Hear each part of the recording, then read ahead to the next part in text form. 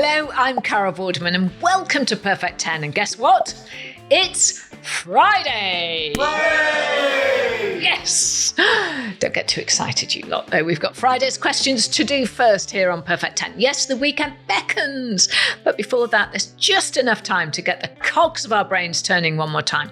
10 questions designed to educate, to entertain, and to irritate the life out of you. 10 minutes is all it takes. And I reckon after this, you'll head into the weekend feeling 10 times brainier. 10 questions, 10 points, all done in just 10 minutes. Now, if you haven't already, make sure you hit that subscribe button, very important, to get the next episode as soon as it drops next Monday.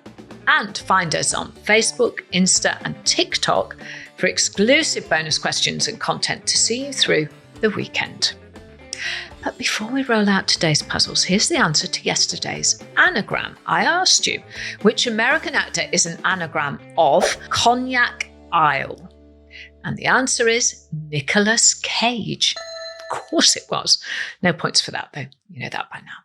But the time has come for today's questions. For the last time this week, let's play Perfect 10. Question 1, as ever, is your starter for a Perfect 10. So let's get a point under your belt. In sports, what does the abbreviation MVP usually stand for? Any ideas? Only 3 letters. MVP. So if you don't know, pick something up. Who knows? You might get a point. It might be right. Question 2 is our hearsay round. So listen up. Tell me which well-known phrase or saying is hidden in this clip. And welcome to the Open University. It's Module 15, where we'll be studying thick cords, often used by sailors, which are made by twisting strands of other materials together. So exciting stuff. Hearsay. Say what you hear, shout it out, and you can't go far wrong. Question 3, carolateral thinking. So take a look at this number question. At 9 a.m, Nicola studies for 2 hours, takes a bath for 1 hour, and then has lunch for 45 minutes. Then she studies for another 2.5 hours. How much time is left before 9 a.m. tomorrow? Answers, as always, after the final question. Question 4 puts your ability to retain information to the test. It is our memory game. And to round off the week, as ever on a Friday foodies, let's head back into the kitchen. Listen up, because after this clip, I will ask you a question to see just how much of the info you remembered. Here's the clip. This hearty and warming fish pie ticks all the boxes for a comfort food classic.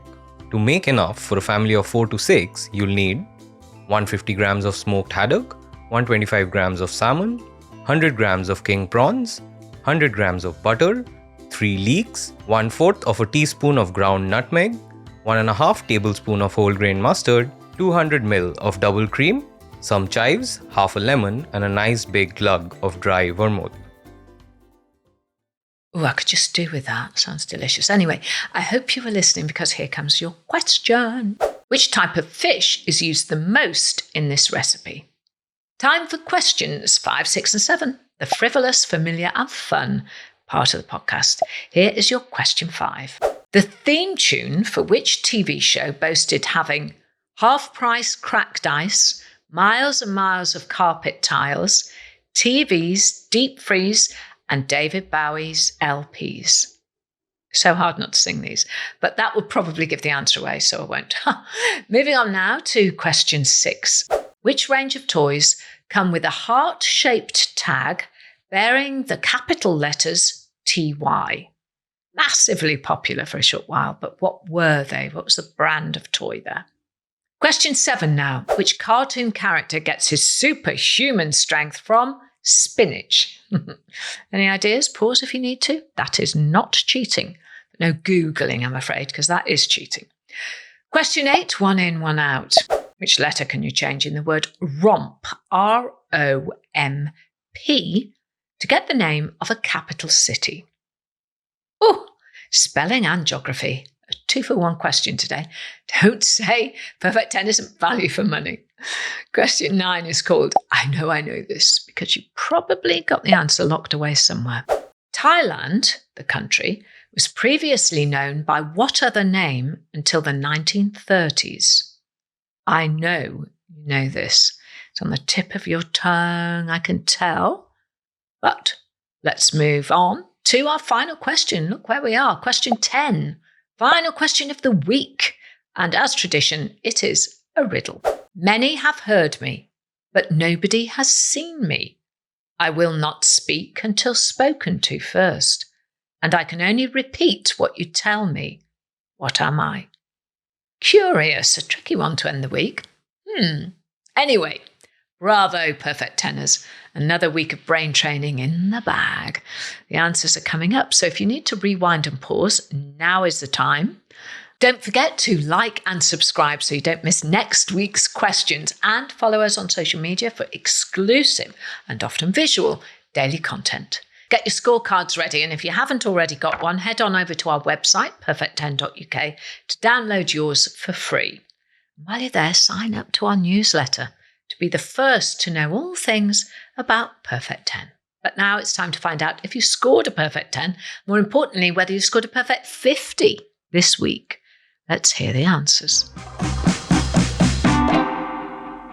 Question 1. We began with, in sports, what does the abbreviation MVP usually stand for? Well done if you got this. The answer is Most Valuable Player. Question 2. Hearsay. I asked which well-known phrase or saying was hidden in these sounds.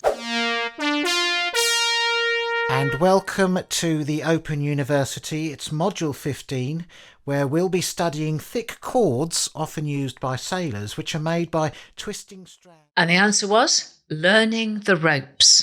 I can hear your groans from here. Congratulations if you got it right, and don't worry if you didn't. There's always next time. Question 3, carolateral thinking. At 9 a.m, Nicola studies for 2 hours, takes a bath for 1 hour, and then has lunch for 45 minutes, then studies for another 2.5 hours. How much time is left before 9 a.m. tomorrow? Well, a quick bit of addition, and if you add all of those times together and then subtract that total from 24 hours in a day, you're left with 17 hours and 45 minutes. And that's the answer I was looking for. Question 4, our memory round. As always on a Friday, it was always about food. We heard a recipe for tasty fish pie, but I asked which type of fish is used the most in this recipe, and the answer in the clip was haddock or smoked haddock. If you're paying extra close attention, the recipe wanted 150 grams of it. Into the 3 Fs now. Question 5, and the first of 2 sing-along questions today. The theme tune for which TV show boasted having half-price cracked ice, miles and miles of carpet tiles, TVs, deep freeze and David Bowie LPs. It is, of course, Only Fools and Horses. Lovely jubbly. It's hard, isn't it, to imagine anyone else playing the character of Del Boy, but amazingly, David Jason was not the first choice for the role. The series creator, John Sullivan, had originally earmarked Jim Broadbent for the role. Jim would eventually go on to feature in the series as Del Boy's nemesis, DCI Roy Slater. Now you know. Question 6. Which range of toys comes with a heart-shaped tag bearing the letters TY in capitals? Well, the answer is, and my daughter had loads of them, Beanie Babies. Who could forget? We were all told that they'd be worth a fortune in the future, but they never were. I've still got an attic full of them. Well, actually, that's not strictly true. Some of them are worth a bob or two. Patty the Platypus, for example, can sell for up to $12,000 on eBay these days. So maybe I should check the attic and see if I've got any of those hanging around. Doubtful. Question 7. Which cartoon character gets his superhuman strength from spinach? Well, it's everyone's favourite Sailor Man. Popeye the Sailor Man lives in a caravan. Question 8 was 1 in, 1 out. Which letter can you change in the word romp to get the name of a capital city? Well, if you change the final letter P to another letter of E, you get the city of Rome, R-O-M-E. Question 9 was, I know this, but did you? Thailand, the country, was previously known by what other name until the 1930s? The answer is Siam, S-I-A-M. Maybe you're kicking yourself now. There's a beautiful and very famous movie called The King of Siam. And finally, question 10, your final daily riddle of the week. Many have heard me, but nobody has seen me. I will not speak until spoken to first, and I can only repeat what you tell me. What am I?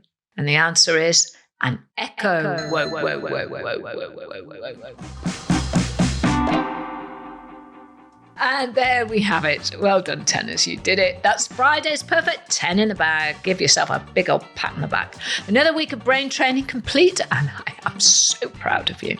So what was your score this week? Better than last? Do not hesitate to get in touch on our socials, because I really want to find our top scorer or our MVP, most valuable player. Let me know in the comments. Tag me on social media at Perfect10Carol with photos of your scorecards. And if you haven't already done so, subscribe to the podcast and follow us on YouTube and across all of our social media channels so you don't miss out next week's episode or any of our exclusive bonus questions. I'll be back on Monday with a whole new week of Perfect 10 questions, so join me then. I can't wait. I hope you can't wait too. Until then, I'm Carol Vorderman. That was the last of this week's Perfect 10s. I hope you have a perfect weekend.